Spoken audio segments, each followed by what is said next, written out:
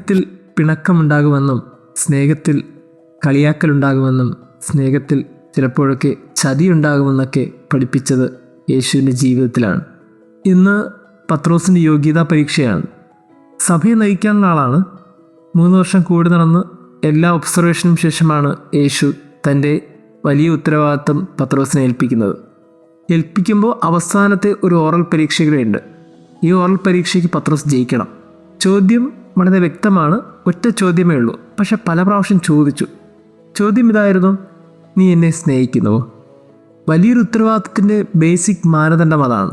ക്രിസ്തുവിനെ സ്നേഹിക്കുന്നുണ്ടെങ്കിൽ മാത്രമേ നിനക്ക് ഈ ജോലിയിലേക്ക് പ്രവേശിക്കാൻ കഴിയുകയുള്ളൂ. ഈ ചോദ്യത്തിന് ആദ്യം ഒന്നും ചിന്തിക്കാതെ തീർച്ചയായിട്ടും പത്രോസ് ഉത്തരം പറഞ്ഞു: ഉവ്വ് കർത്താവേ, സ്നേഹിക്കുന്നുണ്ട്. രണ്ടാമത് ചോദിച്ചപ്പോൾ അതേ ഉള്ളൂ ഉത്തരം. മൂന്നാമത് ചോദിച്ചപ്പോൾ പത്രോസിന് ആ ചോദ്യത്തിനുള്ള പിശക് മനസ്സിലാകുന്നുണ്ട്. ഇല്ല, ഇനി ആദരങ്ങൾ കൊണ്ടല്ല ഹൃദയങ്ങൾ കൊണ്ടാണ് ഉത്തരം കൊടുക്കേണ്ടത്. കാര്യങ്ങളൊക്കെ പത്രോസിനറിയാമല്ലോ. കാരണം ഇതിനു മുമ്പ് അറിയില്ല എന്ന് പറഞ്ഞൊരു സമയമൊക്കെ ഉണ്ടായിരുന്നു. ആര് നിന്നെ തള്ളിപ്പറഞ്ഞാലും ഞാൻ നിന്നെ തള്ളിപ്പറയില്ല എന്ന് ഉറപ്പ് കൊടുത്ത വാക്കൊക്കെ ഉണ്ടായിരുന്നു. അതുകൊണ്ട് പത്രോസ് ഒന്നുകൂടി ആലോചിച്ചു. എന്നിട്ട് പറഞ്ഞു: സ്നേഹിക്കുന്നുണ്ട് കർത്താവേ, പക്ഷെ നിനക്കെല്ലാം അറിയാമല്ലോ. അതാണ് ക്രിസ്തു പ്രതീക്ഷിച്ച ഉത്തരവും. സ്നേഹത്തിനിടയിൽ ഓരോ മനുഷ്യരും ഈ ഭൂമിയിൽ കാട്ടേണ്ട നിലപാടുകളുടെ ഉത്തരമാണ് പത്രോസ് അവിടെ പറഞ്ഞത്. നീ എല്ലാം അറിയുന്നുണ്ടല്ലോ.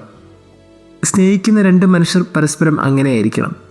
സ്നേഹത്തിനിടയിൽ പിണക്കമുണ്ടാകരുത് എന്നാഗ്രഹിക്കുന്നത് സ്നേഹമല്ല. സ്നേഹത്തിനിടയിൽ പരസ്പരം വഴക്കുണ്ടാകരുത് എന്നാഗ്രഹിക്കുന്നതും സ്നേഹമല്ല. സ്നേഹത്തിനിടയിൽ അല്പം പോലും മൗനമുണ്ടാകരുതെന്ന് ആഗ്രഹിക്കുന്നതും സ്നേഹമല്ല.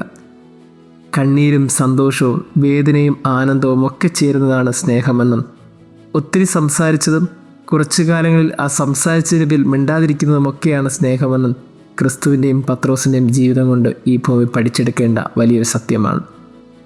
ആര് നിന്നെ തള്ളിപ്പറഞ്ഞാലും ഞാൻ നിന്നെ തള്ളിപ്പറയില്ല എന്ന് ഉറപ്പിച്ച് പറഞ്ഞ പത്രോസ് ഒരു സ്ത്രീയുടെ മുമ്പിൽ അവനെ തള്ളിപ്പറഞ്ഞു. നിന്നെ വിട്ടിട്ട് പോകില്ല എന്ന് ഉറപ്പ് പറഞ്ഞിട്ടും പത്രോസ് അവനെ വിട്ട് ഒരു കല്ലേറ് ദൂരമെങ്കിലും മാറി നടന്നു.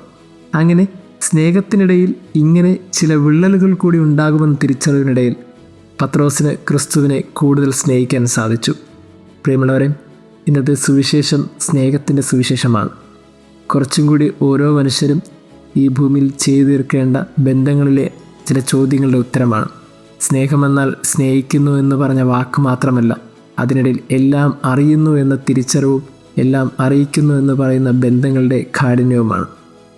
ക്രിസ്തുവിൻ്റെ പിന്നാലെ പോകുന്ന ഓരോ മനുഷ്യരും ചിന്തിക്കേണ്ടത്, ചില സമയങ്ങളിലൊക്കെ നമ്മുടെ പ്രാർത്ഥനകളൊക്കെ ചിലപ്പോൾ വിരസതയായി മാറും.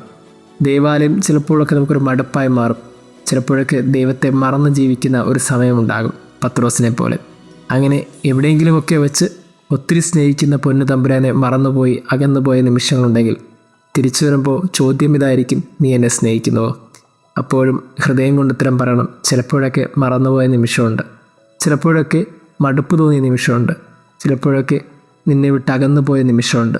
പക്ഷേ ഇപ്പോഴതൊക്കെ ഓർക്കുമ്പോൾ ഉള്ളിലൊത്തിരി സ്നേഹമാണ്. കുറച്ചും കൂടി ആത്മാർത്ഥമായി സ്നേഹിക്കാൻ ഈ പിണക്കവും ഈ അകൽച്ചയുമൊക്കെ നല്ലതാണെങ്കിൽ പിന്നീട് എന്തുകൊണ്ട് കുറച്ച് മൗനവും കുറച്ച് പിണക്കമൊക്കെ ആയിക്കൂടാ? ദൈവവുമായ ബന്ധത്തിലാണെങ്കിലും പ്രിയപ്പെട്ടവരുമായുള്ള ബന്ധത്തിലാണെങ്കിലും ഒരു കുടുംബജീവിതത്തിലെ ബന്ധത്തിലാണെങ്കിലും സൗഹൃദമായുള്ള ബന്ധത്തിലാണെങ്കിലും ഏതൊരു ബന്ധത്തിനിടയിലും ചില പിണക്കങ്ങളും ചില മൗനങ്ങളുമൊക്കെ കൂടുതൽ സ്നേഹത്തിലേക്ക് നയിക്കുന്നുണ്ടെങ്കിൽ അത് മനോഹരം തന്നെയാണ്. ദൈവം നമ്മെ അനുഗ്രഹിക്കട്ടെ.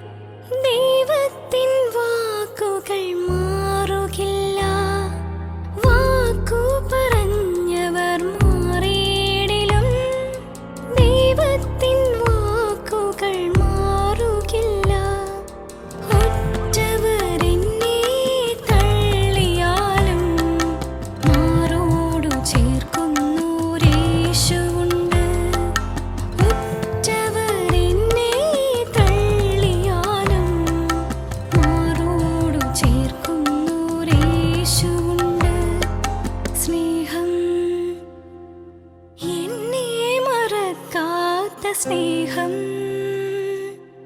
ഒരു നാളും അകലാത്ത സ്നേഹം.